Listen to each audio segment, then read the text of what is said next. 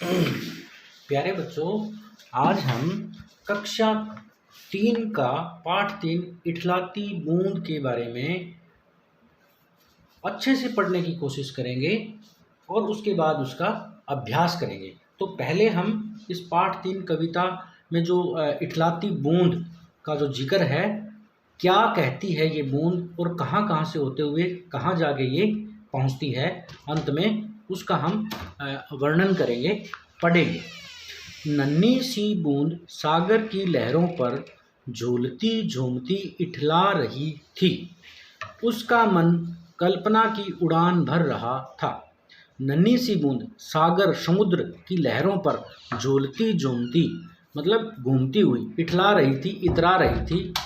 उसका मन कल्पना होता है मन में सोचना कि उड़ान भर रहा था, उड़ रहा था। लहरों के झूले झूलती, लहरों के ऊपर ऐसे ऐसे घूमती हुई बूंदें सोच रही थी, काश शायद मैं आसमान में, आकाश में बादलों के संग उड़ती, बादलों के साथ उड़ती, वहाँ से खेतों को देखती। किसको देखती? खेतों को, खलिहानों को, बाग बगीचों को निहारती। निहारना अच्छे से देखना, बाग बगीचे, पेड़, बड़े बड़े वृक्षों की, पेड़ों की ऊंची चोटियों को देख पाती।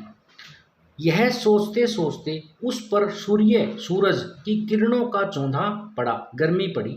सूरज के ताप से, गर्मी से गर्माहट पाकर, गर्म होकर वह भाप बनकर आसमान में, आकाश में उड़ चली। बादलों के संग साथ मिलकर देश देश घूमी, मतलब एक देश से दूसरे देश घूमी। ऊंचे पर्वतों की चोटियों को, ऊंचे पर्वत पहाड़ों की चोटियों को, पहाड़ों की चोटी जैसे हिमालय की चोटी है सबसे ऊंची, माउंट एवरेस्ट अपने इंडिया में है, केटू गाडगिल, कंचनजंगा जिसको बोलते हैं। ऊंचे पर्वतों की चोटियों को छूती हुई, टच करती हुई आगे निकल गई। खेतों और बाग बगीचों को देखकर वह कुछ उदास हुई, मतलब निराश हो गई। खेत उतने हरे न थे, बगीचों में फूल उतने रंगीले न थे, बागों में फल उतने रसीले न थे। उदास होने का कारण था उसका कि खेत हरे भरे नहीं थे, बगीचों में फूल रंगीले यानी कि रंग बिरंगे फूल नहीं थे, बागों में फल लगे हुए नहीं थे यानी कि कच्चे थे, मीठे नहीं थे, जितने उसने सोचे थे, जितना उसने मन में सोच रखा था।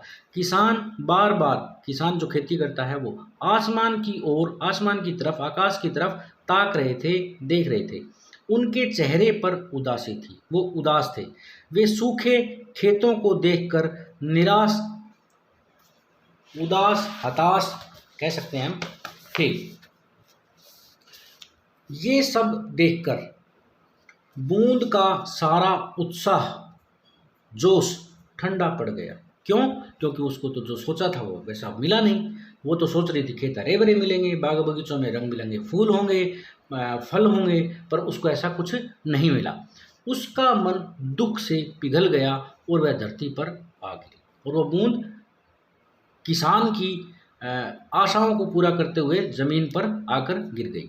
बूंद मिट्टी में, जमीन में तो मिट्टी है, बूंद मिट्टी में मिलकर एक पेड़ की जड़ तक जा पहुंची। और वो पेड़ किसका था? आम का।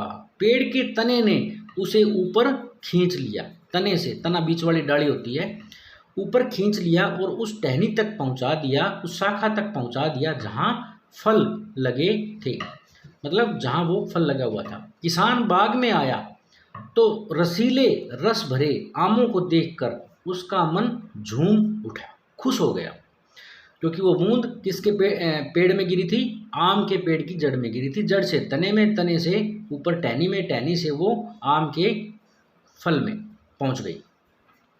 उन्हें टोकरे में लेकर, जब वो आम थे उनको तोड़ के टोकरे में भरकर जब वह बाजार पहुंचा तो मीठे रसीले आम हाथों हाथ बिक गए। हाथों हाथ बिकना मतलब तुरंत बिक जाना।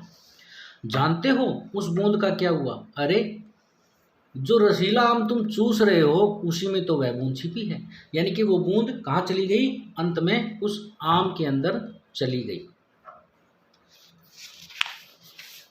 तो प्यारे बच्चों, इठलाती बूंद का अंत बहुत ही सुंदर हुआ। वो अंत में उस किसान को भी उसने खुश कर दिया और रसीले आम के रूप में हमारे हाथ में पहुंच गई। ये था इठलाती बूंद का सफ़र कि वो कहाँ से शुरू हुई, समुद्र सागर से शुरू होकर किसान के खेत तक उसने घूमते घूमते सारा देख के और फिर अंत में उसने बहुत ही सुंदर रूप से एक पेड़ को एक रसीले आम के रूप में हमारे तक पहुंचा दिया। एक बूंद कहाँ से पहुंचकर कहाँ पहुंच गई, ये उसका सफ़रनामा था, सफ़र था। और बूंद का अंत जो बहुत ही सुंदर हुआ। तो प्यारे बच्चों, अब हम इसका अभ्यास करेंगे। इठलाती बूंद पाठ को आप अच्छे से पढ़ना, एक बार दो बार, फिर भी समझ में नहीं आती है कोई बात तो आप मुझसे पूछ सकते हैं।